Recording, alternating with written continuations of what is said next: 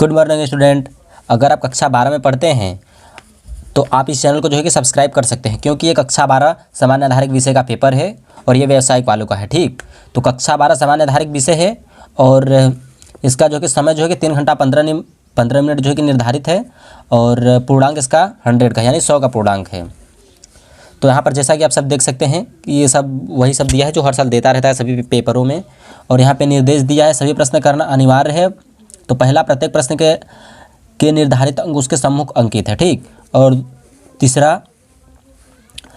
प्रश्न 1 से 4 बहुविकल्पीय प्रश्न है।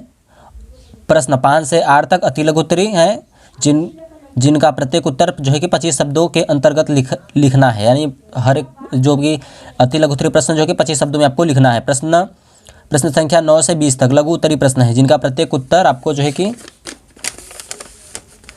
50 शब्द में देना है, यानी दूसरा वाला लघु उत्तरीय प्रश्न आपको जो है कि 50 शब्द में देना है।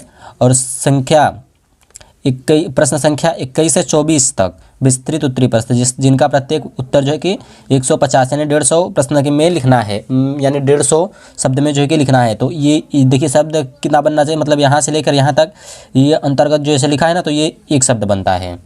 जैसे कि आप देख सकते हैं, इसको हम कर देते हैं तो ये एक शब्द हो गया। ठीक, इतना अंदर, तो इसके अंदर ये के है तो ये 2 शब्द हो गया। तो ऐसे ऐसे करके आपको जो है कि 150 शब्द में जो है कि लिखना रहता है। ठीक, तो यहाँ पर आप देख सकते हैं कि ये इंग्लिश में भी दिया है, हिंदी एंड इंग्लिश दोनों वर्जन में दिया है। आई होप कि आपको ये सब जो है कि समझ में आ चुका होगा। अब हम चलते हैं बहुविकल्पीय प्रश्न की ओर। तो बहुविकल्पीय प्रश्न जो है कि दिया है, सही उत्तर चुनिए और इसे उत्तर पुस्तिका में लिखिए। यानी आपको जो है कि 4 एक प्रश्न दिया है, 4 आंसर दिया है, तो इसको सही उत्तर को जो है कि उत्तर पुस्तिका में आपको लिखना है।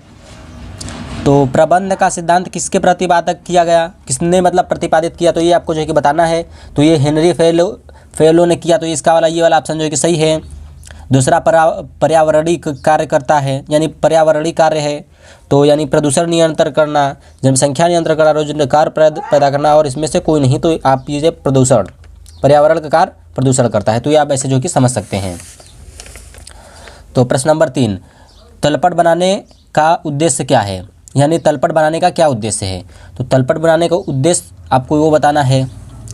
प्रश्न नंबर 4, सम विच्छेद बिंदु विश्लेषण है, तो वो आपको बताना है। और इधर देखिए, इधर सब इंग्लिश में दिया है, आप देख सकते हैं। प्रश्न नंबर 3 इधर भी देख सकते हैं, इंग्लिश में दिया है। अब हम चलते हैं अति लघु उत्तरीय प्रश्न की ओर। तो अति लघु उत्तरीय प्रश्न जो कि आपको 25 वर्ड में देना है, यानी 25 अक्षर में देना है। तो पाँचवा प्रश्न सीमांत लागत है, यानी सीमांत लागत क्या है। तो सीमांत लागत आपको जो है कि बताना है। तो ये देखिए, आप ध्यान से सुनिए, ये सब जितना भी प्रश्न दिया है ना, आप कुछ ना कुछ बनाकर भी जो है कि लिख सकते हैं, तो आपको उस पर भी जो है कि कुछ ना कुछ नंबर मिल जाता है। आप अगर ऐसे सोचेंगे कि सही से उत्तर दें, तो ऐसा बहुत कम लड़के लोग ही जो कि दे पाते हैं, क्योंकि पढ़ाई बढ़िया से कर नहीं पाते। इनका प्रश्न का उत्तर भी जो कि काफ़ी लंबा चौड़ा रहता है। तो आप पढ़ाई जब भी करें, मन से करें और समझ के इसको करें। प्रश्न नंबर 7वां, कृषि आगत से क्या आशय है। तो ये आपको बताना है, कृषि आगत से क्या आशय है, तो ये आपको बनाकर आप लिख लेंगे। प्रश्न नंबर 8वां, पर्यावरणीय प्रदूषण के प्रकारों को लिखिए, यानी पर्यावरणीय प्रदूषण के प्रकारों को आपको जो है कि बताना है कि पर्यावरण के प्रदूषण के क्या क्या प्रकार हो सकते हैं। अब लघु उत्तरीय प्रश्न आ गया, तो ये भी आपको जो है कि करना है। तो परंपरागत कृषि एवं आधुनिक कृषि में क्या अंतर है, यानी परंपरागत कृषि और आधुनिक कृषि में क्या अंतर है, यानी जो परंपरा पहले से चली आ रही है और अब के नए टेक्नोलॉजी यानी आधुनिक कृषि हो गया, ये देख सकते हैं आप। प्रश्न नंबर 10वां, भारत में ग्रामीण गरीबी के क्या कारण है। तो भारत में जो कि ग्रामीण गरीबी के क्या कारण है वो आपको बताना है। प्रश्न नंबर 11, हरित क्रांति के 2 सामाजिक प्रभावों को बताइए। प्रश्न नंबर 12, प्राकृतिक दृश्य का अनुत्क्रमणीय परिवर्तन क्या है, तो ये आपको बताना है। प्रश्न नंबर 13, सामाजिक वाहिनी की परिभाषा दीजिए। प्रश्न नंबर 14, जनसंख्या बढ़ाने से किस प्रकार समस्या उत्पन्न होती है, तो ये आपको बताना है।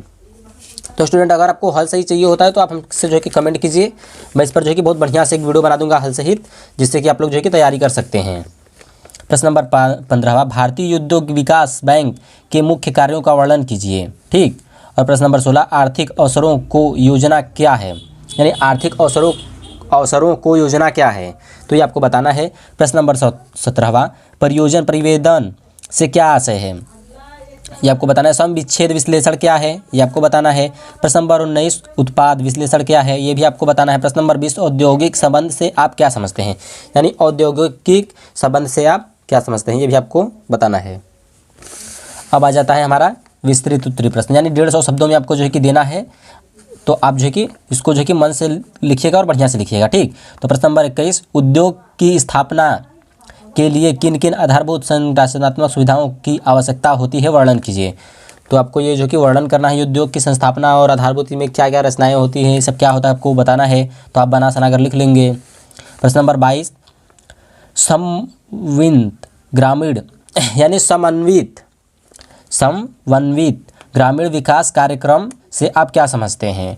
भारत में इस कार्यक्रम का उद्देश्य का महत्व लिखिए, यानी उद्देश्य और उनके महत्व को जो है कि लिखना है आपको। ऐसे आप जो है कि समझ सकते हैं और लिख सकते हैं। अब आगे चलते हैं। तो आगे प्रश्न नंबर 23 भूमि उपयोग से क्या तात्पर्य है। भारत भूमि उपयोग के विभिन्न तरीकों को विश्लेषण कीजिए अथवा करके दिया है। तो विक्रय और संवर्धन में विज्ञापन के योगदान को समझाइए तथा उनके अच्छे विज्ञापन के गुणों का वर्णन कीजिए, ये भी आपको बताना है। तो आप कोई भी इसमें से बता सकते हैं। तो प्रश्न नंबर 24 में भी जो है कि ये वाला दिया है, तो 24 वाला आप कर सकते हैं। बजट से आप क्या आशय है, यानी बजट से क्या आशय है। एक प्रभावशाली बजट तैयार करते समय किन किन आवश्यकताओं की ध्यान रखना चाहिए, तो ये आपको जो है कि बताना है। तो स्टूडेंट आपकी ये प्रश्न आपको जो है कि समझ में आ चुका होगा। तो स्टूडेंट अगर आपको ये हल से चाहिए होता है तो आप हमसे कमेंट कर सकते हैं और मैं इस पर एक जो वीडियो बना सकता हूँ। तो स्टूडेंट अब तक के लिए इतना ही, मिलते हैं आपको नेक्स्ट वीडियो में। Good bye.